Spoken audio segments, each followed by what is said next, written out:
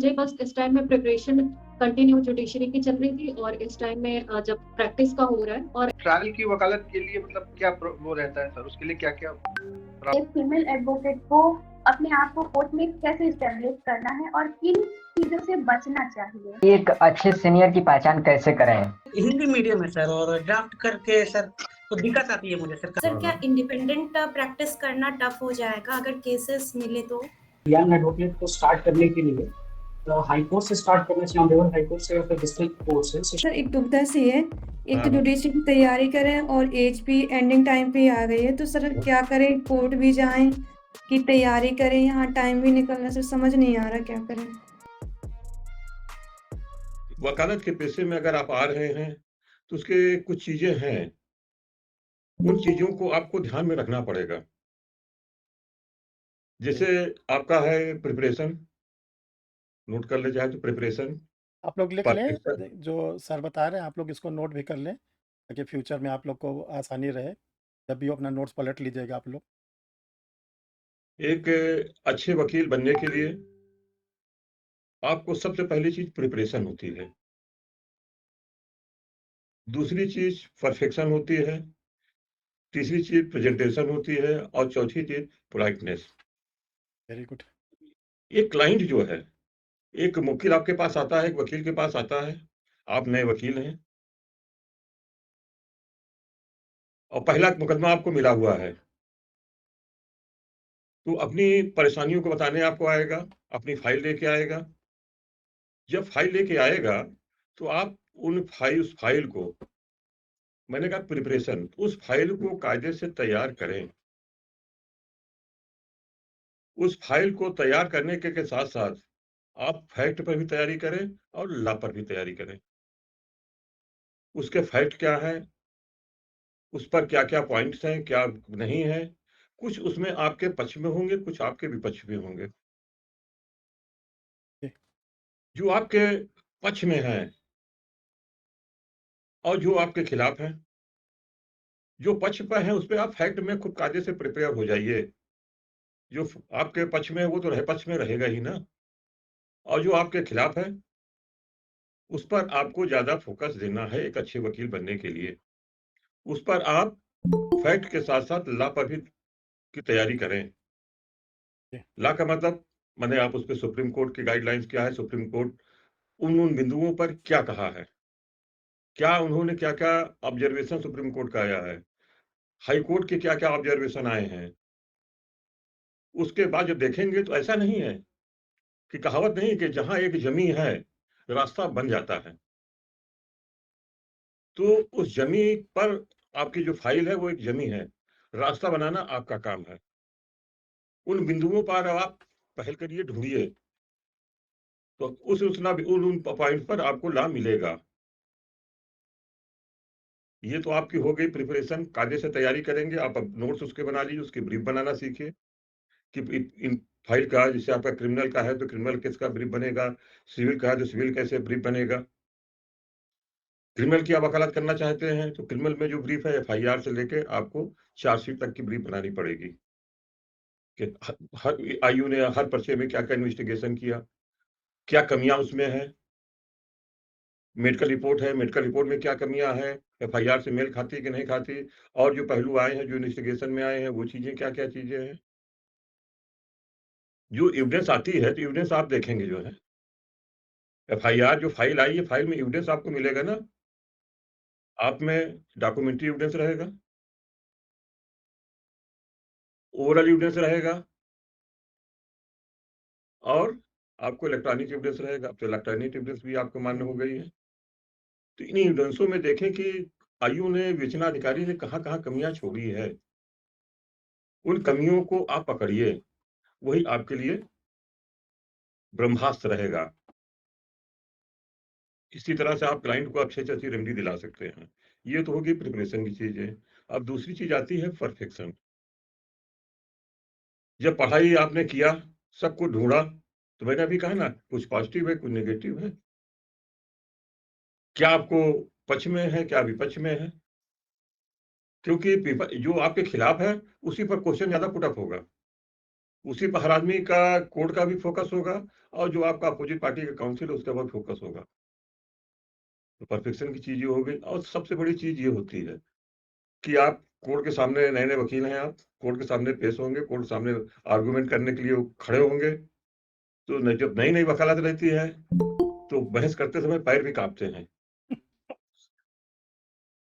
मानते कि नहीं मानते आप?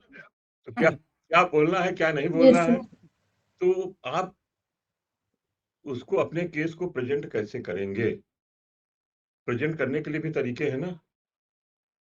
जैसे आप क्रिमिनल में बेल, मान लीजिए आपको बेल आर्गू करना है, बेल कैसे प्रेजेंट करना है, तो आप यही कहेंगे ना, मेरे गाड़ी ये ऑफेंस ये है, घटना इतने समय हुई, एफआईआर इतने समय हुई, इन्फॉर्मेंट इन्होंने ये एफआईआर की, इनके खिलाफ एफआईआर की, प्रोसिक्यूशन वर्जन ये है, एफआईआर में वर्जन ये है। और उसके बाद फॉल्स इम्प्लीकेशन, आपको फंसाया क्यों गया, फंसाया क्यों गया, ये आप ही को तो देना है ना। तो उस केस डायरी में, आप केस डायरी में भी, इस पर्चे में जो भी केस डायरी आयु ने इन्वेस्टिगेट किया है, उसमें आप ढूंढेंगे इसमें क्या क्या कमियां हैं। कभी कभी होता है कि मेडिकल रिपोर्ट में कमी आ जाती है, किसी के स्टेटमेंट में कमी आ जाती है, तो उसका फायदा आपको मिलेगा। ये होता है प्रेजेंटेशन। सिविल में है तो सिविल में आपको रहता है कि सिविल का मुकदमा दाखिल किए, तो सिविल के मुकदमे में सबसे चीज, सिविल हो या क्रिमिनल, दोनों में ड्राफ्टिंग बहुत बड़ी चीज है वकालत पेशे के लिए।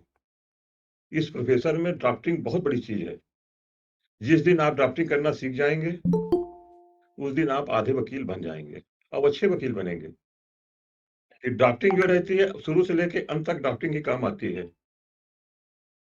चाहे सिविल की ड्राफ्टिंग हो चाहे क्रिमिनल की ड्राफ्टिंग हो। आर्गू उसी पे करना है, आपको फोकस उसी पे करना है। जो सिविल में है, जो ड्राफ्टिंग करेंगे आप, उसी पर जो आगे बढ़ेगा, उसी का जवाब दूसरी पार्टी को देना है, डिपेंडेंट को देना है, और उसी पर इशूज तैयार होंगे। इशूज जानते होंगे ना आप लोग। तो वही वाद पत्र जिससे प्लेन तैयार होता है, प्लेन को तैयार करना एक बहुत बड़ी कला है, बहुत बड़ी चीज है। उस प्लेंट में आपको क्या क्या लिखना है, ये तो हर आदमी जानता है कि पक्षकार होते हैं और काज ऑफ एक्शन एराइज कब हुआ, रिलीफ क्या क्या मांगी जा रही है, जुरिडिक्शन क्या है, वैल्यूएशन क्या है। लेकिन सबसे बड़ी चीज उसमें ग्राउंड आपको देखना है। उस ग्राउंड में क्या क्या ले चलते हैं। प्रॉपर्टी है तो प्रॉपर्टी का आप ओनर हैं तो कैसे हैं आप, उसको आपको ओरल एविडेंस से, डॉक्यूमेंट्री एविडेंस से, इलेक्ट्रॉनिक एविडेंस उसको प्रूव करना है। और उसी पॉइंट पर लेके डिफेंडेंट आपको जवाब लगाएगा, जिसे कहते हैं रिटन स्टेटमेंट तैयार करेगा और आपके वो खिलाफ ताकत तैयार करेगा, और उसी के आधार पर इशूज तैयार होंगे और उसी के आधार पर आपको एविडेंस देनी है। जब एविडेंस देंगे तो आपके खिलाफ दूसरी पार्टी भी आपके विरुद्ध जो है साक्ष्य देगी जो है, तब जाके कौन जीता है कौन नहीं जीता। लेकिन जब तक शुरू की तैयारी, नींव आपको मजबूत करना, जब तक नींव नहीं मजबूत है आगे कुछ नहीं कर सकते हैं आप। हमने कहा प्रेजेंटेशन की बातें आ गई, चाहे सिविल हो चाहे क्रिमिनल हो। अब लास्ट चीज आती है पोलाइटनेस। तो कोर्ट के सामने अपनी जो भी बातें आप रखें, बहुत ही साधारण तरीके से, बहुत ही नम्र भाव से अपना, जिसे कहते हैं आर्गू करना। इरिटेट होकर कभी भी कोर्ट के सामने आर्गूमेंट नहीं करना चाहिए। अगर बहुत पोलाइट होकर आर्गू करेंगे तो कोर्ट का व्यू भी आपके पक्ष में रहेगा। कुछ तो मुकदमे आप साधारण तरीके से, पोलाइटनेस से जो बातें आप रखेंगे, कायदे से रखेंगे, तो आप धीरे धीरे वो चीजों आपको कोर्ट को समझ में भी आएगी। इरिटेट होके जब बहस करेंगे तो कोर्ट भी नाराज भी होती है, क्योंकि न्यायालय को एक जीती जाती ईश्वर का रूप दिया गया है। जो कोर्ट पे एक जज बना हुआ है, अगर आप कल जज बनेंगे, आप कुर्सी पे बैठेंगे, तो कुर्सी पे जो बैठता है न्यायाधीश जो रहता है, एक ईश्वर का रूप होता है। लोग मूर्ति के रूप में देखते हैं, लेकिन यहाँ जो आबादकारी रहता है, पीड़ित पक्षकार रहता है, वो आपको जीती जागती मूर्ति के रूप में देखेगा। जब देखेगा तो आपको ईश्वर की भूमिका निभानी पड़ेगी। आपको उसके दुख दर्द को बांटना पड़ेगा, उसको सही न्याय जिसे कहते हैं, उस न्याय को पहलू को टच करने के लिए, न्याय के पहलू को छूने के लिए हर पॉइंट पर देखना पड़ेगा। आप लोग मानते हैं कि नहीं मानते हैं?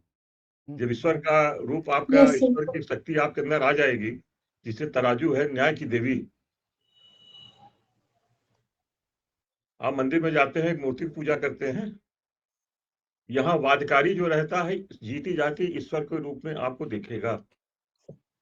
और मेरी शुभकामनाएं यही है कि आप लोग बन के कि इसी रूप में बने, कि हम लोग भी कभी आप लोगों कोर्ट में आए तो कम से कम देखें कि क्या है। बहुत बहुत धन्यवाद। कुछ इन लोग के तो क्वेरीज अगर है भाई साहब, थोड़ा सा वो ये भी लोग पूछ ले। हाँ बताइए। आप लोग को कुछ पूछना हो सर से, एनी सर क्वेश्चन? प्रणाम। प्रणाम प्रणाम बेटा। सर मैं आपसे ये जानना चाह रहा था सर, कुछ एडवोकेट होते हैं सर, जो जिला स्तर की बात कर रहा हूँ सर मैं, वो केवल जो क्लाइंट आता है उसकी बेल कराने तक की वकालत करते हैं सर, कि जमानत हो गई बस, फिर वो ट्रायल के लिए दूसरा वकील के लिए भेज देते हैं। तो पूरी वकालत मतलब क्या उनकी पकड़ नहीं रहती है सर, या क्या कमी रह जाती है जो? देखिए बेटा, जो है ये जो आपने कहा कि कुछ वकील हैं जिला स्तर की वकालत करते हैं, केवल बेल तक ही सीमित रहते हैं, ये कोई वकालत नहीं है। बेल तो मर्सी है। बेल का जो प्रोविजन दिया गया है वो तो एक तरह से मर्सी है। कोर्ट के सामने आप बेल एप्लीकेशन मूव करते हैं, सीआरपीसी में 436 से 439 तक प्रोविजन दिए गए हैं बेल के, और बीएनएसएस में दिए गए हैं 478 से जो ये दिए गए हैं 483 तक। जो प्रोविजन दिए गए हैं उसी के अनुसार से बेल आपको मिलेगी। Yes sir. और जो बेल है, बेल कोई वकालत नहीं है बेटा। कभी भी आप वकालत के पेशे में आइए, केवल बेल तक सीमित मत रहिएगा। मेन वकालत यस ट्रायल सर। की होती है। जब ट्रायल में आप फोकस करेंगे कि आप क्लाइंट को किस तरह से बरी कराते हैं, आपकी गुणवत्ता जानी जाएगी ट्रायल से। बेल से फटक दलाली है, जिसे कहते हैं हम लोग की नजर में फटक दलाली है। Yes sir. बेल है क्या? बेल में है कि आप फैक्ट की वकालत है, एफआईआर में ये है, ये कमियां है, ये कमी है, और जिसमें विद पनिशमेंट जैसे विद इन 7 ईयर 10 ईयर से माइनर बेल है, वो तो हो ही जानी है, कोई भी खड़ा होगा। मेजर बेल तो है, सर मेजर क्या बेटा? तो सर ट्रायल की वकालत के लिए मतलब क्या वो रहता है सर, उसके लिए क्या क्या प्रावधान बेटा, करना ट्रायल पड़ेगा? ट्रायल की वकालत के लिए आपको कंसल्टेट करना पड़ेगा। चार्जशीट लगती है, इन्वेस्टिगेशन शुरू होता है। एक तो पहले आप ये जान लें कि अपराध, क्रिमिनल की वकालत अब शुरू किया आपने, तो जो है अपराध अपराध जो होते हैं दो ही प्रकार के होते हैं ना, संज्ञेय अपराध, असंज्ञेय अपराध। Yes sir. संज्ञेय अपराध की जो प्रोसीडिंग जो रहती है, जिससे 154 से शुरू होती थी, वरना 173 तक चलती थी सीआरपीसी में। अगर सीआरपीसी पढ़े होंगे तो, यस सर। सीआरपीसी तो पढ़े होंगे ना? हाँ सर, पढ़े हुए हैं यस ये। सर। हाँ, तो हाँ 154 में एफआईआर हुई, इन्वेस्टिगेशन हुआ, 170 तक जो है आपकी जो है चार्जशीट लग गई, कोर्ट ने कागजात ले लिया। कागजात लेने के बाद स्टेट आती है, स्टेज आती है, किसकी आती है? चार्ज की स्टेज आती है। वकालत वहीं से ट्रायल की शुरू हो जाती है, जिस दिन से आप एक्यूज अपीयर हुआ और चार्ज के लिए डेट लगी।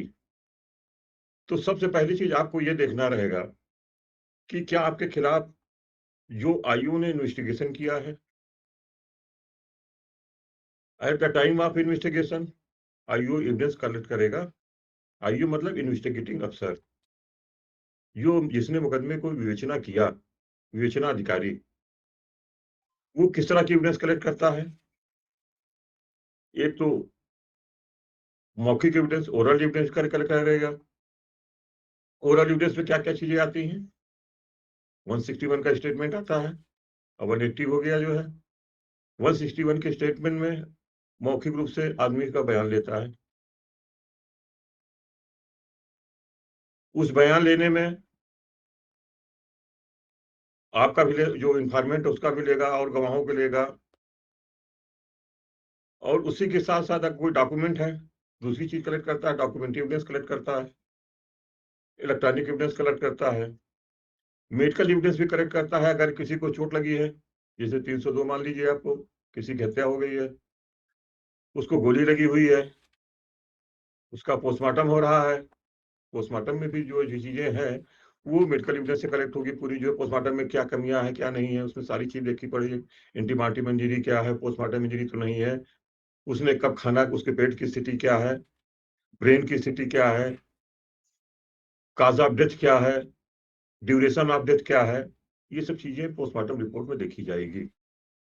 और उसके साथ साथ आपको ट्रायल में एविडेंस एक्ट माने साक्ष्य अधिनियम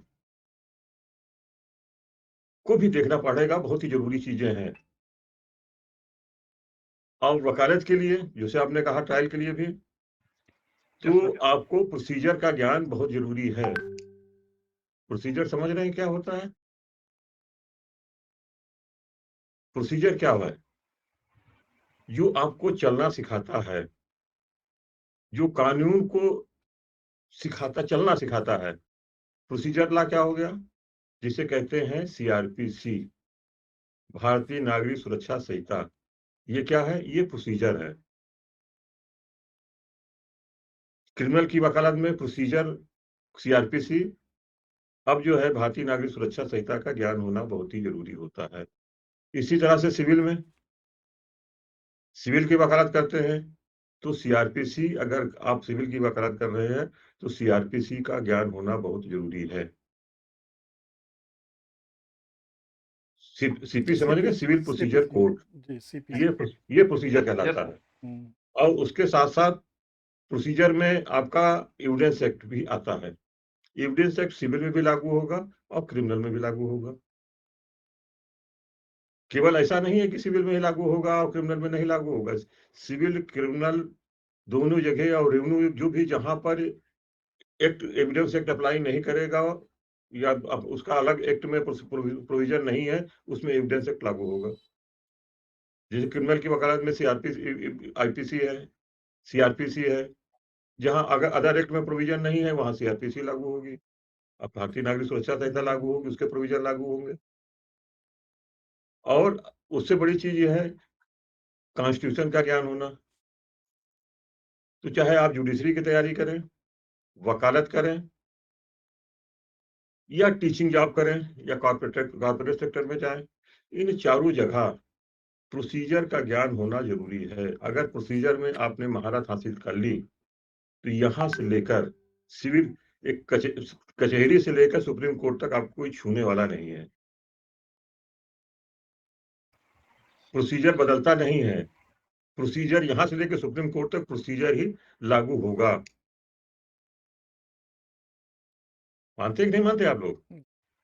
अगर आप एक जज बन जाते हैं, जी बेटा, आप जज बन जाते हैं, मान लीजिए सपोर्ट करें, आप 3 साल की वकालत किया, 3 साल की वकालत करने के बाद आपने जुडिशरी का एग्जाम दिया, और जब जुडिशरी के एग्जाम देंगे तो आपको जो है एक नई चीज को, आपको एग्जामिनर जो क्वेश्चन पूछ रहा है उसका जवाब देने का, उसका लिखने का तरीका आपको मालूम होगा, क्योंकि आपने प्रैक्टिस किया है, आपको प्रैक्टिकल नॉलेज भी है। क्वेश्चन का जवाब कैसे देना है, किस तरह से लिखना है, वो आप वकालत के पेशे में सारी चीजें अगर कायदे से वकालत करेंगे तब। वकालत के लिए आपको है, आप अपने सीनियर्स, जो भी सीनियर आपका हो, उसके पास जाएं, तो वो सीनियर आपको पहलू बताएगा नहीं, आपको सीखना पड़ेगा। कोर्ट में खड़ा होता है, सीनियर बहस करता है, तो ये आप देखिए किस पॉइंट पे वो आर्गू कर रहे हैं, क्रॉस एग्जामिनेशन कर रहे हैं, क्रॉस एग्जामिनेशन समझ रहे हैं। ट्रायल में होता है, क्या होता है, एग्जामिनेशन इन चीफ, मुख्य परीक्षा, क्रॉस एग्जामिनेशन और री एग्जामिनेशन। ये तो आप लोग पढ़े ही होंगे पूरा सब चीजें जो है, किस तरह से आपके जो सीनियर हैं गवाह से, विटनेस से किस तरह के क्वेश्चन किस पूछ रहे हैं और किस तरह से पूछ रहे हैं, ये आपको सीखना है। सर कभी क्रॉस एग्जामिनेशन में सीनियर जो है बहुत लंबे 2-3 तारीखों तक जिरह करते रहते हैं, कभी देखिए किसी केस में 1 ही 2 तारीख पे खत्म कर देते हैं। देखिए बेटा, इसमें जो क्रॉस में किया जाता है, एक तो एग्जामिनेशन इन चीफ बहुत शॉर्ट में रहता है, एफआईआर घटना हुई, एक पन्ने की एफआईआर होती है, एक पन्ने का मुख्य परीक्षा में एग्जामिनेशन इन चीफ हो गया। तो क्रॉस में during the course of investigation, मैंने कहा ना, आईओ ने एविडेंस कलेक्ट किया है, उन एविडेंस को हमें झूठा बनाना है कि आपने इन्वेस्टिगेशन किया, वो इस तरह से गलत है। क्या क्या चीज निकालनी है क्रिमिनल की वकालत में? प्लेस ऑफ अक्रेंस को डिस्प्यूट कराना है कि प्लेस ऑफ अक्रेंस जो है ये गलत है, घटना यहाँ नहीं हुई, यहाँ हुई है। प्रेजेंस ऑफ विटनेसेस, कि गवाहों की उपस्थिति वहां पे जो दिखाई जा रही है वो गलत है।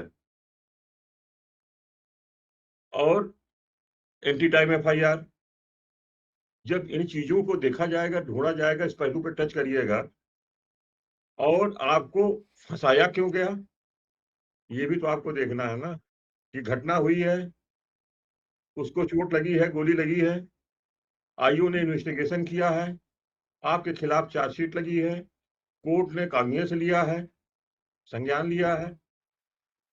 जब यहाँ तक की बातें आ गई तो आपको फंसाया कौन, क्यों गया है, उसका जवाब तो आप ही को देना है ना। Yes sir. यहाँ पर जो आजकल जो नए जनरेशन के जो लड़के कमी करते हैं, फॉल्स इम्प्लीकेशन जिसे कहते हैं, क्यों फंसाया गया, इसका जवाब नहीं निकाल पाते हैं।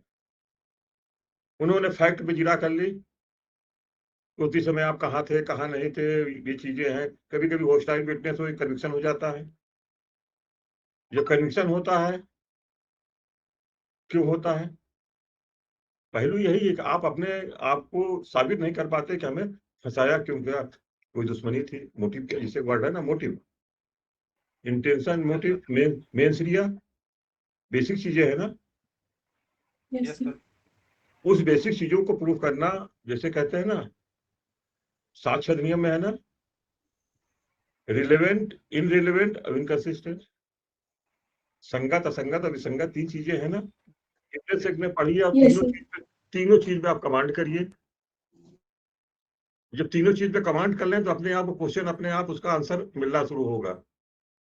क्रॉस करना शुरू होंगे तो अपने आप पहलू वो निकलता चला जाएगा।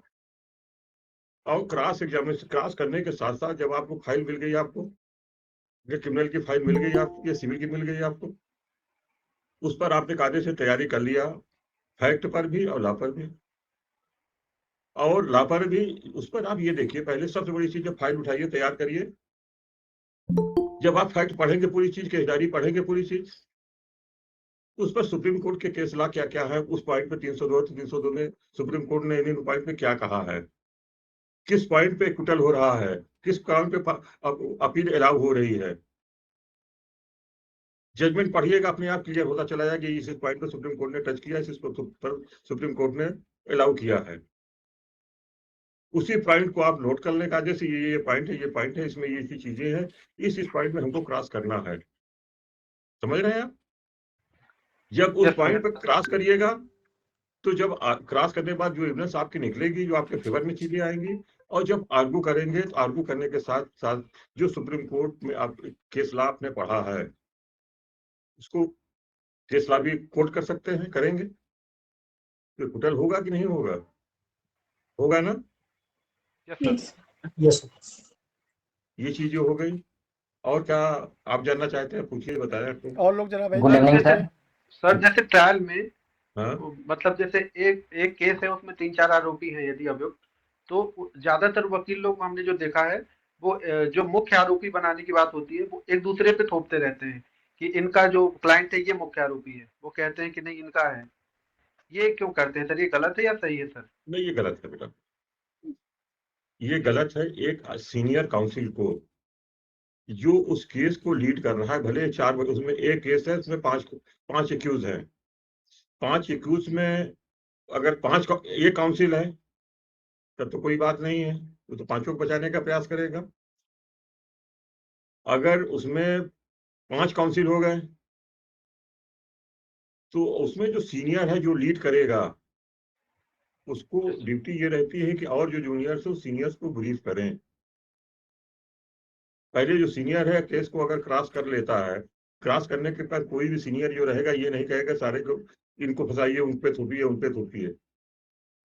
भाई घटना हुई है, आदमी की किसी की जान गई है, किसी के घर में लूट हुई है, किसी के साथ अटेम्प्ट टू मर्डर हुआ है, ये सब चीजें हुई हैं, तो एक दूसरे ऊपर थोपना ये गलत है, ये थोपा नहीं जाता है। भाई अगर केस को झूठा किस तरह बनाएंगे, भाई कुछ चीजें होती है, जैसे हम ही लोग केस रहता है 302 का मैटर आ गया, 302 का मैटर आ गया, हम देख रहे हैं कि डे एंड नाइट मर्डर है, ये घटना हुई इस तरह से है, तो यहाँ होता है कि अधिक सजा न मिलकर कम सजा मिले, तो हम लोग अपने क्लास एग्जामिनेशन में ये लाने का प्रयास करते हैं कि उसको मर्डर में सजा न मिलकर कल्पेबल हो जाए, नाम टू मर्डर में, उसमें आपराधिक वध की तरफ हम लोग लाते हैं, 304 पार्टों में लाने का प्रयास करते हैं कि सडन प्रोवोकेशन की जाएगी, रिप्रेशन ऑफ फायर नहीं है, रिप्रेशन ऑफ इंजरीज नहीं है, एक बार की झगड़ा हुआ मेंसरिया नहीं है, तो उसमें होता उसको कम सजा, आजीवन कारावास से कम उसको 5 साल 7 साल की सजा तो मिलेगी, कुछ तो रिलीफ मिलेगा। Yes sir. और कुछ अपराधों में रहता है कि बचने की कोई गुंजाइश नहीं दिखाई पड़ती, तो इस तरह की चीजें की जाती हैं और क्लाइंट को बता कर किया जाता है कि हम आपको बचा नहीं सकते हैं, इतना हो सकता है कम से कम सजा आपको मिले। 5 आदमी मारने वाले हैं, 1 गोली की चोट है, 5 आदमी मारने वाले हैं, 5 फायर हुए हैं और पोस्टमार्टम में 1 गन शॉट इंजरी है, तो रिप्रेशन ऑफ फायर नहीं हुआ ना। एक बार की झगड़ा हो गया, किसने गोली चलाई, किसने गोली नहीं चलाई, किसकी गोली लगी, किसकी गोली नहीं लगी, इन सब पॉइंटों में कुछ फायदा मिल जाते हैं। और 2 आदमी आपस में बात कर रहे हैं, बात में लड़ाई हो गई, झगड़ा हो गया, उसने उठाया ईंटा और मार दिया, आदमी मर गया, नहीं मरा, जो है कुछ भी है, तो उस तरह से कुछ चीजें रहती है, हर आदमी को बचाने का प्रयास किया जाता है। चलिए आप में से और किसी का question? Thank you sir. Sir एक मेरा क्वेश्चन है सर। हाँ बताइए सर जैसे आपने बोला कि ड्राफ्टिंग हो जाएगी तो आगे वकील बन जाएंगे, तो सर मेरा एक हिंदी मीडियम है सर, और ड्राफ्ट करके सर तो दिक्कत आती है मुझे सर काफी ज्यादा।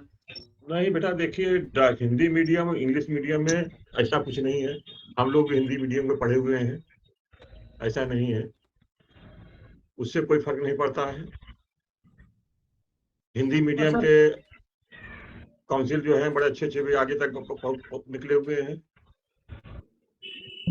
तो हिंदी मीडियम में क्या दिक्कतें आती हैं आपको ये बताइए जरा से। सर जैसे इंग्लिश का वर्ड वोकैबुलरी जैसे वर्ड हमें नहीं मिल पाता है कि यहाँ पे मैं ये वर्ड इंग्लिश का मैं यूज करूँ, ऐसे वर्ड्स नहीं मिल पाते हैं मुझे। आपको डिक्शनरी मिलेगी, गूगल में देख सकते हैं। जी सर। तो धीरे धीरे जब करेंगे आप, जिसे कहते हैं प्रैक्टिकल नॉलेज, जिसे तो कहते हैं ना। जी सर, जी सर। प्रैक्टिकल नॉलेज जिसे तो कहते हैं ना। वकालत में 3 साल का जो लाके दिया गया इसी पर्पस के लिए तो दिया गया है आपको कि 3 साल के अंदर करते करते सीख तो जाएंगे, आपकी हिंदी भी अच्छी हो जाएगी, इंग्लिश भी अच्छी हो जाएगी।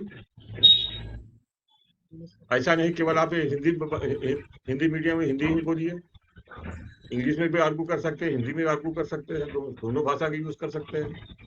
यहाँ हो चाहे हाईकोर्ट हो, ऐसा नहीं कि हाईकोर्ट में जो है केवल इंग्लिश बोली जाती है। आप हिंदी जानते हैं तो हिंदी बहस करिए, आप हिंदी में ड्राफ्टिंग करना हिंदी में करिए। हाईकोर्ट में कुछ ऐसे काउंसिल है कि वो बहुत अच्छी हिंदी ड्राफ्टिंग करते हैं, करके तो देखिए पहले आप। ठीक है सर। 1 दिन 2 दिन 4 दिन दिक्कत होगी, बाकी उसके बाद ड्राफ्टिंग अपने आप धीरे लैंग्वेज अपने आप सुधर जाएगी। ठीक है। करना है, प्रैक्टिस करिए बस, धीरे धीरे शब्दों का ज्ञान हो जाएगा। हाँ बेटा बताइए। सर मेरा नाम नेहा है। सर मेरा आपसे प्रश्न है कि आपने बहुत टाइम वकालत के फील्ड में स्पेंड किया। सर मुझे ये बताइए कि एक फीमेल एडवोकेट को अपने आप को कोर्ट में कैसे इस्टेब्लिश करना है और किन चीजों से बचना चाहिए? देखो बेटा, फीमेल एडवोकेट्स जब हम लोगों ने वकालत शुरू की तो फीमेल एडवोकेट्स बहुत ही कम रहते थे, गिने चुने 1-2 लोग रहते थे जो है 2-3। अब तो फीमेल एडवोकेट्स भी काफ़ी हो गए हैं। जी। फीमेल एडवोकेट्स अगर आप हैं, तो यहाँ पर फीमेल जो सीनियर्स भी आपको अच्छे मिल जाएँगे, ऐसी बात नहीं है। और अच्छे सीनियर्स को पकड़िए आप जो है। और मेन चीज़ ये है कि अगर फीमेल हैं, आपको किसी फील्ड में वकालत करना चाहते हैं, सिविल में करना चाहते हैं, तो भी वही चीज़ें हैं, क्रिमिनल में करना चाहते हो वही चीज़ें हैं। सीखने का प्रयास करिए। और सर देखिए, मैं एक मैं आपसे पूछ बता रहा हूँ, आप जैसे हैं फीमेल हैं, तो कचहरी हो या हाई कोर्ट हो, वहाँ के जो आडंबर हैं, यहाँ तो कुछ ऐसे कुछ तो शौकिया वकील होते हैं। मानते हैं कि नहीं मानते हैं आप? बिल्कुल सही बात है। वकालत नहीं करनी है। जी।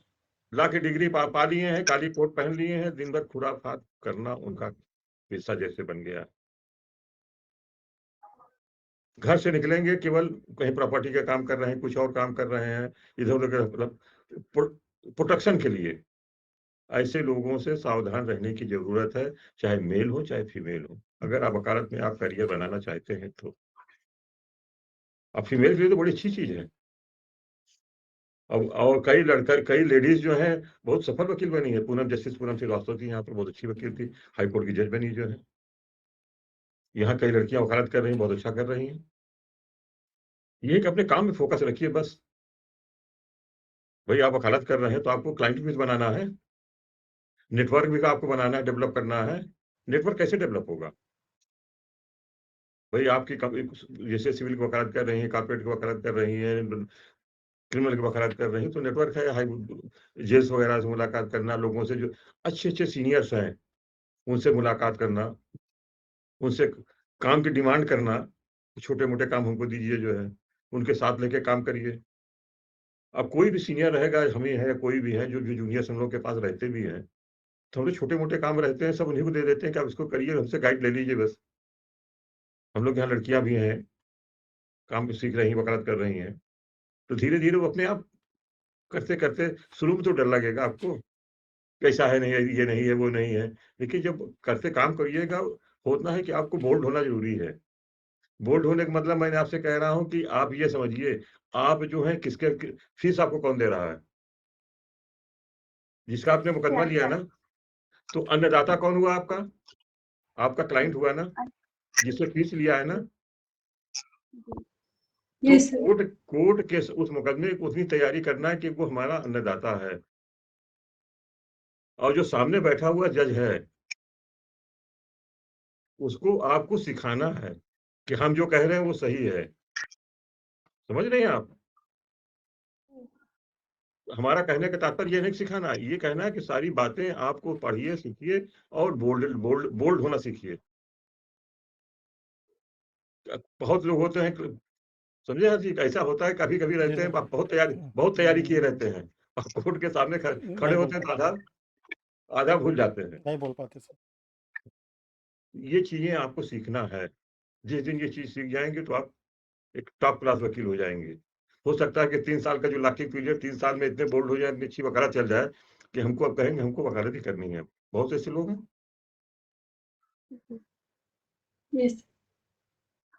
और जब वकालत करना सीख लेंगे तो पैसा अपने आप आता है। और आप में से किसी का जल्दी-जल्दी पूछिए फटाफट। सर नमस्कार। हो गया? सर जो नया जूनियर अधिवक्ता है सर, उसमें साथ एक परेशानी होता है सर कि कुछ फाइल जैसे आते हैं तो हाँ, हाँ, बताइए। Network issue. चलिए, और किसी कोई प्रॉब्लम सर क्लाइंट जानना हो झट से पूछ लीजिए। आप में से और कोई? नमस्ते सर। नमस्ते, नमस्ते सर। हाँ, सर ये तो सर हो गया कि प्राइवेट जो एडवोकेट है, लर्नेड एडवोकेट, ये तो उनके लिए है कि चलो जितने भी ये जो पॉइंट्स है वो रेस्ट करके हम क्वेश्चन कर सकते हैं कोर्ट में। लेकिन जो गवर्नमेंट वकील जो होते हैं सर, वो भी तो अपोज हाँ। के लिए खड़े होते हैं सर, तो दोनों में तो कॉन्ट्राडिक्ट होता है। तो उस विषय में उनको लिवरेज कैसे मिले सर, जो सरकारी वकील है उनको बेनिफिट कैसे मिले? देखिए बेटा, मैंने यही कहा ना कि वकालत तो दोनों कर रहे हैं ना। जो सरकारी वकील हैं, कुछ तो रहते हैं एडवोकेट से बने हुए हैं, काउंसिल हैं। डीजीसी हो गए, डीजीसी होंगे, ब्रीफ होल्डर्स हो गए, कुछ तो एपीओ वगैरह होते हैं। तो दोनों को बराबर का पड़ला है ना कि जो आप मेहनत करेगा,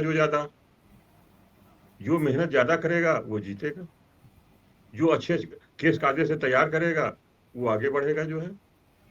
इसी क्योंकि दूसरा पक्ष तो है ही है ना, मैंने कहा ना कि दो तरह की वकालत होगी, कुछ आपके पक्ष में है, कुछ आपके खिलाफ है। दूसरा जो काउंसिल रहेगा, जो आपको अपोजिशन में है, वो आपको जो आपके पक्ष में नहीं है, जो आपके निगेटिव है, उसी पर क्वेश्चन ज्यादा पुटअप करेगा। मिलाड ये है, मिलाड ये है, मिलाड ये है, आपको उसी का जवाब देना है। जो आपके पक्ष में है वो तो पक्ष में रहेगा ही ना, वो विपक्ष में तो नहीं हो जाएगा ना। कोर्ट भी ये रहेगी, आपके जो खिलाफ वही पूछेगी, दूसरा काउंसिल भी, दूसरा जो अपोजिट का काउंसिल है वो भी पूछेगा। और जो आपके खिलाफ है उस पर आप है ना ला पे तैयार करिए, उस पर ला पे तैयारी करिए। जिस दिन इस पर तैयार हो जाएंगे तो आपको जल्दी डिफीट नहीं खाएंगे आप। चलिए, और किसका question? Good evening sir. Good evening sir. एक सेकंड रुक सर जाइए, रुक जाइए एक सेकंड। चलिए रजनी, आप पूछ लो, फिर रेडी रहिए। सर चरण से हाँ बेटा। सर जैसे एक यंग एडवोकेट को स्टार्ट करने के लिए हाई कोर्ट से स्टार्ट करना चाहिए, लेवल हाई कोर्ट से या फिर डिस्ट्रिक्ट कोर्ट से, सेशन कोर्ट से? जैसे art of cross examination, art of trial जो है उसको डिस्ट्रिक्ट सेशन कोर्ट के सामने और मजिस्ट्रेट के सामने ही नहीं कर पा सकते। मैं हर एडवोकेट्स को जो न्यू जनरेशन के हैं उनको मैं कभी नहीं कहूंगा कि आप डायरेक्ट हाई कोर्ट में वकालत शुरू करें। जितने प्रोसीजरल शुरू होते हैं वो डिस्ट्रिक्ट कोर्ट से ही शुरू होते हैं। मुकदमा प्लेंट कैसे तैयार होगा सिविल में, ड्राफ्टिंग सीखना है तो ड्राफ्टिंग आपको डिस्ट्रिक्ट कोर्ट में ही सीखने को मिलेगी, हाई कोर्ट में नहीं मिलेगी। जी। हाई कोर्ट में एफआईआर बेल कैसे तैयार की जाती है, अपील कैसे तैयार की जाती है, हाई कोर्ट में सीखने में, लेकिन जो बेसिक चीजें हैं वो यहीं मिलेंगी। ट्रायल आपको करना, जब ट्रायल में आप महारत हासिल कर लेंगे, हाई कोर्ट में कुछ छूने वाला नहीं है आपको। हाई कोर्ट में कोई छूने वाला नहीं है आपको। यहाँ पे जिस दिन आप प्रोसीजर का ज्ञान आपका हो जाए, प्रोसीजर ज्ञान सारा आपको डिस्ट्रिक्ट कोर्ट में मिलना है। कैसे चला जाता है, सीढ़ी चढ़ना 1 2 3 4 जैसे चढ़ते हैं ऊपर तक, यही सीखने को मिलेगा। एफआईआर कैसे होती है, अपराध किस प्रकार का है, इन्वेस्टिगेशन कैसे होता है, केस डायरी कैसे पढ़ी जाती है, केस डायरी का ब्रीफ कैसे बनाया जाता है, ये तो यही सीखने को मिलेगा ना। और सिविल के जो सिविल वकालत करें, ड्राफ्टिंग जो अच्छे अच्छे सीनियर्स हैं उनको आप टच करिए ना, ड्राफ्टिंग कैसे करते हैं वो सीखिए ना। जो सीनियर्स अच्छे अच्छे हैं, आप नहीं है तो कोर्ट की फाइल रहती है कि उसमें पता चला कि ये सुधीर कुमार श्रीवास्तव किसमें काउंसिल हैं, देख लीजिए, चेक कर लीजिए। उनकी जो ड्राफ्टिंग है उसको आप निकाल लीजिए, कोर्ट से नोट कर लीजिए, आप जो है उसी पैटर्न में आप ड्राफ्टिंग करिए। जैसे यहाँ पर सिविल में विश्वनाथ पांडे जी थी, राजेंद्र श्रीवास्तव जी हैं, इन लोगों की ड्राफ्टिंग देखिए वो किस तरह से है। जब देख लेंगे आपको एक रास्ता मिल जाएगा तो अपने आप सीखना शुरू कर देंगे। यहाँ पे कम से कम 2-3 साल वकालत करके तब हाईकोर्ट शिफ्ट हुई है जी। अब यहाँ पे हाईकोर्ट में कई बार होता है क्रॉस केस क्या होता है पता ही नहीं है, एंटी टाइम एफआईआर क्यों होती है पता नहीं है, मेडिकल जूरिस्प्रूडेंस का कार्य से ज्ञान है नहीं है। पढ़ोगे तो यही पढ़ोगे ना। 2-3 साल यहाँ वकालत करिए, देखिए हाईकोर्ट में कुछ होने वाला है। जितने टॉप क्लास के वकील बने हुए हैं हाईकोर्ट में, जितने भी टॉप क्लास के वकील बने हुए हैं और जो अच्छे अच्छे जजेस बने हुए हैं, सब यहीं के प्रोडक्ट हैं। चाहे राहुल चतुर्वेदी को रख लीजिए, यहाँ जैसे होकर गए हैं, वीके चतुर्वेदी जी गए हैं, समित गोपाल हो गए, रमेश सिन्हा हो गए, सब यहीं डिस्ट्रिक्ट कोर्ट के प्रोडक्ट हैं। पलोक बसु जी थे, सब यहीं के प्रोडक्ट हैं। 2-3 साल 4 साल वकालत करके तब हाईकोर्ट में वकालत किए हैं, और आज कहाँ पहुंचे जो है, एक नाम उनको मिला। समझ रहे मेरा? प्रोसीजर का ज्ञान आपको यही मिलेगा कायदे से। 2-3 साल पहले आप आइए, यहाँ पर करिए, किसी अच्छे सीनियर को पकड़ कर सीखिए पहले। जिसको नॉलेज हो, जिसको जानकारी हो, उसके साथ सीखिए, फाइल पढ़िए पूरा। फाइल में कैसे क्रॉस किया गया, कैसे क्रॉस होता है, फाइल में ब्रीफ बनाना सीखिए,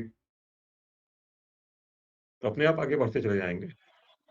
सर एक यंग लॉयर को सर डायरेक्ट क्रिमिनल में स्टार्ट करना ठीक है सर, अगर उसका इंटरेस्ट है तो प्लीज। देखिए बेटा, जो यंग लड़के हैं, हम लोगों ने जब नई वकालत शुरू की, नए नए आए, हम लोगों ने सिविल का काम भी किया, क्रिमिनल का काम भी किया, रेवेन्यू का काम भी किया। जो भी काम आपको मिले, क्लाइंट आने चाहिए। शुरू में क्लाइंट आने चाहिए। जब क्लाइंट आएंगे, फाइल आएगी, तो आपको पैसा मिलेगा। जब पैसा मिलेगा तो दिमाग अपने आप तेजी से दौड़ना शुरू कर देता है। समझ रहे हो बेटा? जी जी कोई भी फाइल रहेगी। अरे जब नए नए लड़के हैं तो आप किसी के पास चले जाइए, किसी सीनियर के पास चले जाइए, क्रिमिनल का काम मिला, बेल का काम मिला, हम आपको समझ में नहीं आ रहा, किसी सीनियर पर आकर चढ़िए, सर इसमें ये चीजें हमको कुछ ब्रीफ कर दीजिए आप। कोई सीनियर नए लड़कों को मना नहीं करता है, और ना कोई फीस मांगता है आपसे, कोई फीस मांगेगा। जो चीजें छोटा मोटा वो आपको ब्रीफ कर दिया, आपने आपको मिल रहा है, कोई अच्छी फीस मिल रही है, किसी सीनियर को एंगेज कर लिए, उसको भी कुछ दे दे, वो आपको भी फीस मिल जाएगी, उसको सीखने का मौका मिल जाएगा आपको। सिविल का मिलता है, सिविल के लिए काम करने का मौका चाहिए।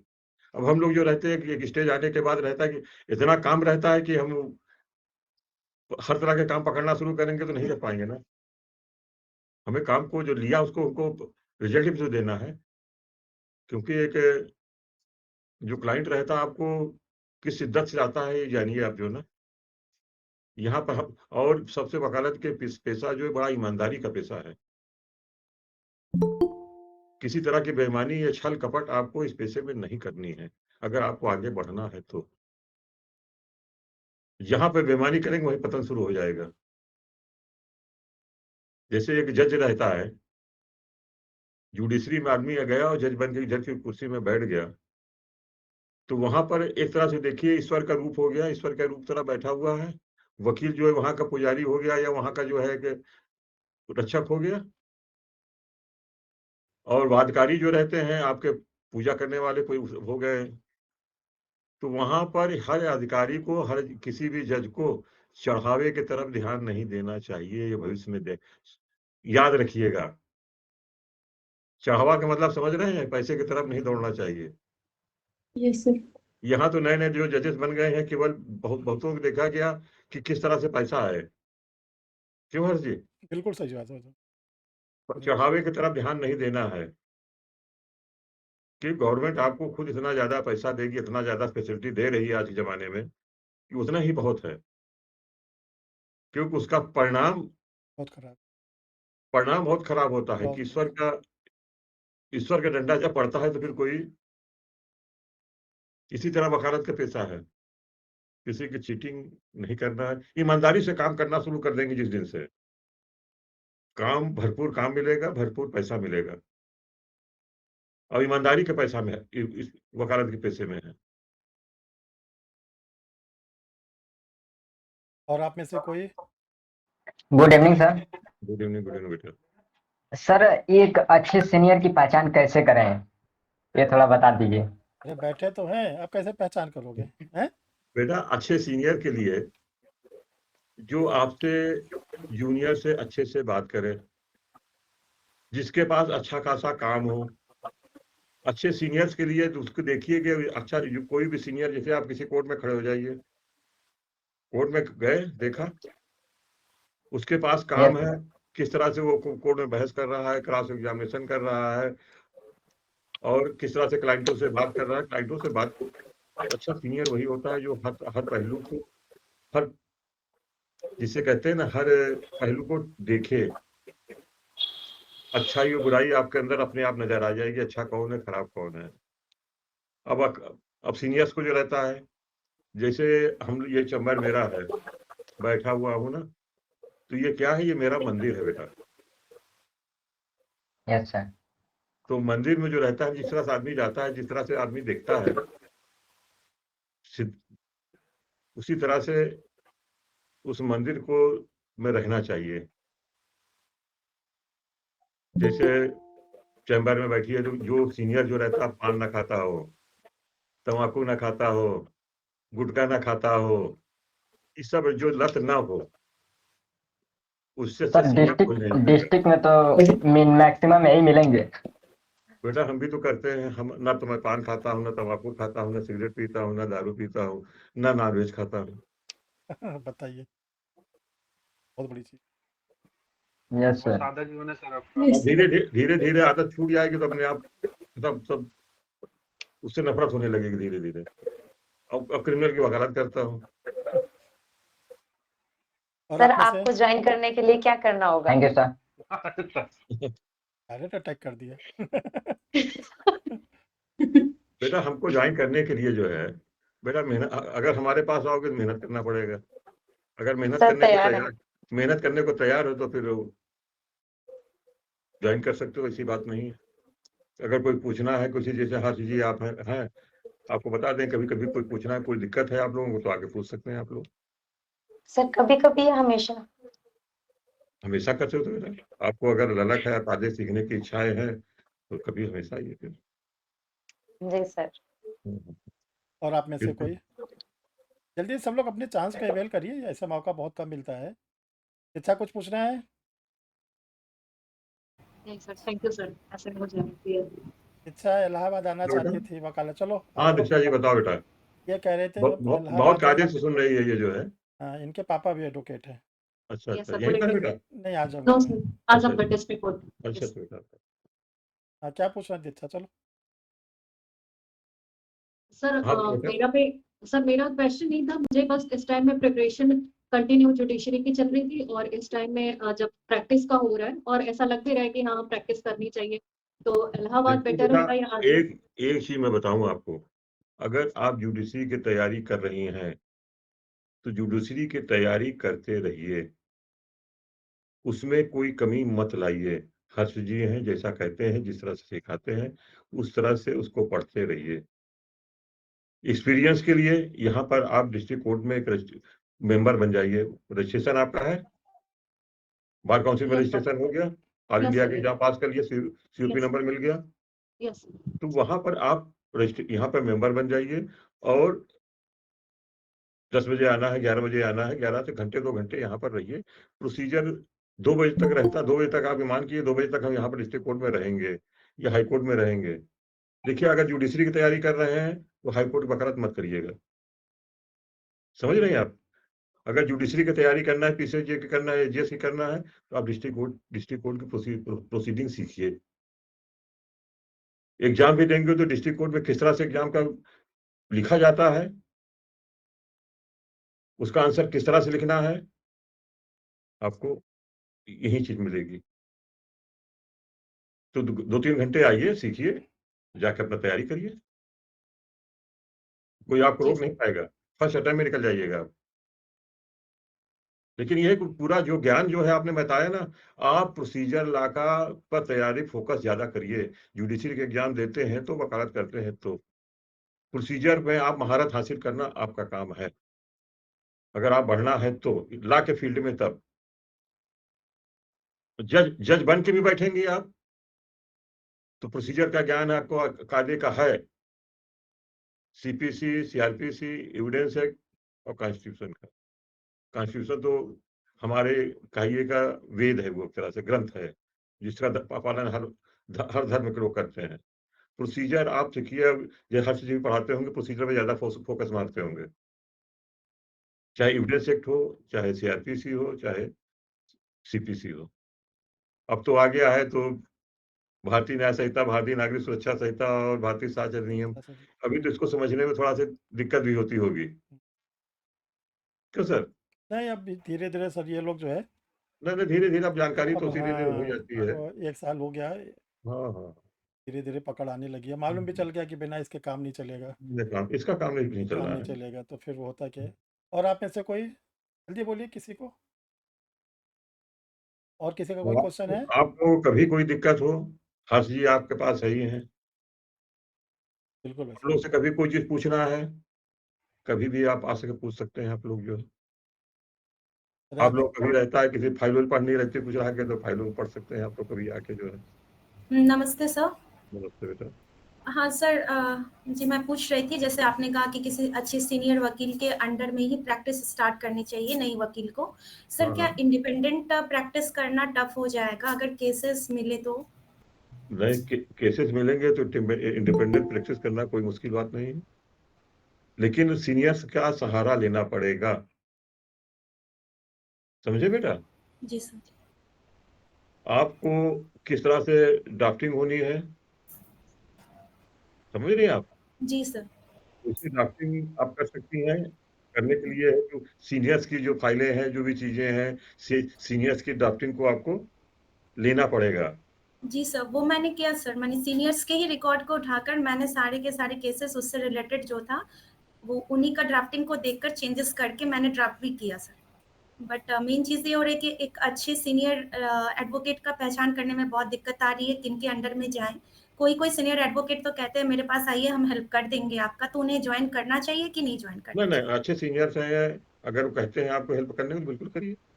भाई आप इंडिपेंडेंट काम आपको मिल रहा है, समझ रहे हैं आप, तो उसको जी आप ले सर। लीजिए, तैयार करिए, सीनियर से दिखा दीजिए, सीनियर से पूछ लीजिए। जी सर। भाई ड्राफ्टिंग में कुछ ना कुछ चीजें छूट जाती हैं ना। जी सर। भाई एक सर्जन है, मान के चलिए एक सर्जन है, एमबीबीएस की पढ़ाई तो हर आदमी करता है ना, जी। बिना एमबीबीएस किए आगे नहीं बढ़ सकते ना। No sir. सर्जरी में जब तक एक्सपीरियंस नहीं होगा, सर्जरी आप नहीं कर पाएंगी कायदे से। जी सर। मानते हैं कि नहीं मानते आप। जी सर। उसी तरह से वकालत है, वकालत भी एक सर्जरी है। एक पन्ने की एफआईआर है, उसी में हम आपको बचा भी रहे हैं, उसमें सजा भी हो रही है, सारी चीजें हो रही हैं। जी सर। तो सर्जरी किस तरह से बचाना है, किस तरह से हमें सर्जरी, उस फाइल की सर्जरी करना है, अगर एक्सपीरियंस आपको कायदे से है, जानकारी है, 2-4 बार किया है, तो अपने आप पढ़ते पढ़ते रास्ता निकलता जाता है। जी सर। तो सीनियर्स को सहारा लेना पड़ेगा, सीनियर से पूछिए, उसमें संकोच मत करिए। जी सर। सारे सीनियर एक तरह के नहीं होते हैं, जी सर। समझे बेटा जो है। जी जी। जी सर, थैंक यू सर। बिल्कुल आप सीनियर से सहारा बिल्कुल लीजिए जो है। चलिए आज आज कभी आपको दिक्कत कभी दिक्कत हो, हर चीज से नंबर मेरा ले लीजिए, कभी पूछ लिया करो बेटा, कोई दिक्कत रहा करे, समझे जी बेटा। सर, झारखंड से इलाहाबाद सर बहुत डिस्टेंस हो जाएगा। चलिए इसमें जो लोग हैं ये लोग झारखंड, बिहार, दिल्ली, महाराष्ट्र, अच्छा अच्छा अच्छा अच्छा। वेस्ट बंगाल, इलाहाबाद नहीं के लोकल तो एक ही दो होंगे। अच्छा अच्छा, बाहर बाहर के सब लोग आप लोग हैं। सब छोटा सा जी भारत है सर। ये। हाँ बेटा, आप हर चीज से नंबर ले लिया करिए। अगर कोई किसी कोई केस आता है, कोई चीज होती है, किसी चीज में कोई दिक्कत आती है, तो आप मैंने टाइम जब रहे शाम के समय 7-8 बजे जो है, जब समय होता है, सुबह के समय होता है, आप लोग पूछ सकते हैं। जो भी हेल्प जी होगा सर। आप लोग करेंगे जो है। हम लोग जी चाहते हैं कि आप लोग पढ़ लिख के अच्छे वकील बने या तो अच्छे जज बने। बहुत वो बहुत आप, धन्यवाद। आप लोगों के थैंक यू मेहनत सर। पर है। हाँ, good evening sir. Sir good evening. मेरा एक क्वेश्चन क्या सर, एक दुविधा सी है। एक हाँ हाँ। जुडिशरी की तैयारी करें और एज भी एंडिंग टाइम पे आ गई है, तो सर क्या करें, कोर्ट भी जाएं कि तैयारी करें, यहाँ टाइम भी निकल रहा, सर समझ नहीं आ रहा क्या करें। मैंने अभी बताया ना कि आपको चूंकि 3 साल का लॉकिंग पीरियड है ना, अगर इस 3 साल का जो सुप्रीम कोर्ट के गाइडलाइंस है, जो फैसला आया उसमें अगर निकल चुकी हैं, जी सर। तब तो वो आप, हम तो नहीं कहेंगे कि आप, तब तो आप वकालत के बाद फोकस करिए जुडिशरी की तैयारी के लिए। अगर इधर भी वकालत भी ध्यान देना है, तो आप वकालत के लिए फुल टाइम समय मत दीजिए ना। आप जुडिशरी सर की तैयारी कोर्ट कर रहे हैं, तो जो भी जितने भी बच्चे जुडिशरी की तैयारी कर रहे हैं, मैं उनसे कहूंगा कि आप केवल कोर्ट में ही आइए, कोर्ट पर ही ध्यान दीजिए। और छुट्टी दिन जो रहता है, संडे है या किसी दिन जो रहता है, कोर्ट अब सीनियर के चैम्बर में जाइए, उनको दिन में जैसे आप घर में बैठ के पढ़ते हैं, उसी तरह सीनियर के चैम्बर में जाइए, और चैम्बर में बैठ के सारी फाइलें हैं, उनके सीनियर्स के चैम्बर्स में किताबों की कमी नहीं है, केस लॉ है, सुप्रीम कोर्ट, हाई कोर्ट, जितने भी, उसको वो पढ़िए, आप उसको नोट्स बनाइए, केस लॉ तैयार करिए जो है, वो आपको हमेशा काम देगा ना। अब मेन फोकस लीजिए कि आप जुडिशरी की तैयारी कर रहे हैं, तो उस पर तैयारी, उस पर ध्यान दीजिए। वकालत करना है, ठीक है वकालत सर। तो करना है ही, केवल उसको आप समय जो है जाइए, 2-3 घंटे के लिए दीजिए, आप जो है जो भी चीजें वो सीखिए, और 3 साल बाद वकालत करिए। नहीं, जब वकालत हो सकता है 3 साल में इतनी अच्छी वकालत चल जाए कि हमको जुडिशरी में जाना ही नहीं है।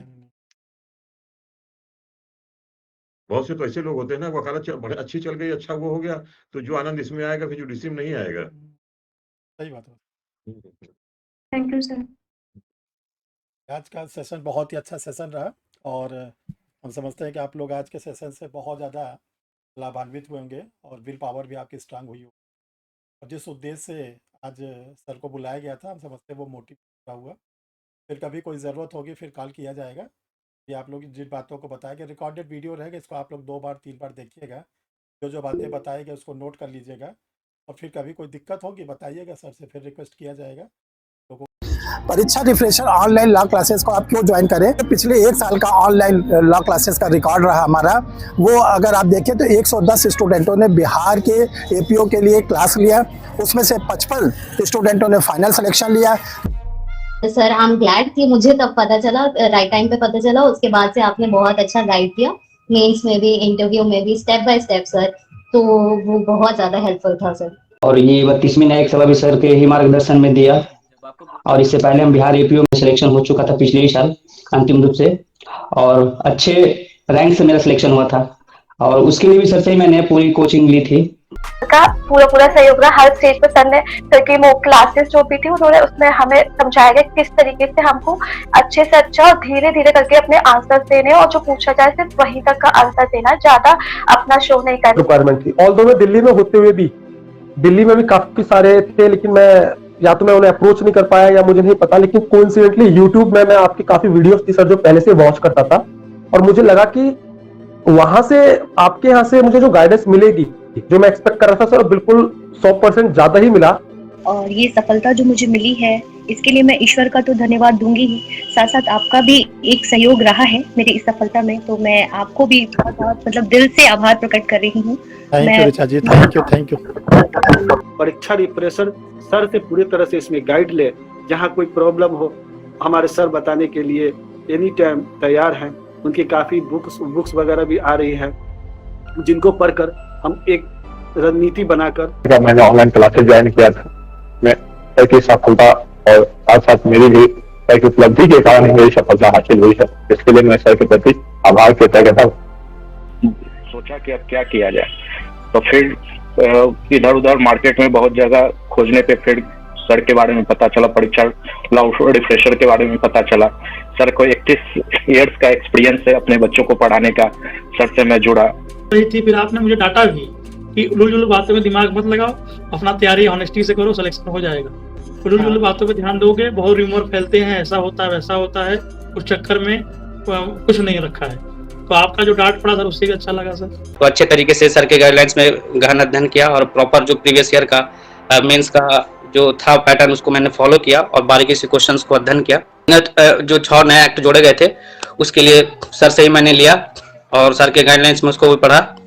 इस इंस्टीट्यूट के द्वारा जो आप लोग के लिए क्लास ली जाती है उसमें फीस बहुत ही नॉमिनल है, इतनी नॉमिनल फीस है कि बड़े बड़े इंस्टीट्यूट की कुल 10% फीस को लिया जाता है, जिसमें आप लोग को प्री की, मेंस की, इंटरव्यू की तीनों तैयारी कराई जाती है। मेंस में आपको क्वेश्चन आंसर लिखवाए जाते हैं एग्जाम ओरिएंटेड, और आपको कोई प्रिंटेड नोट्स वगैरह नहीं दिए जाते हैं।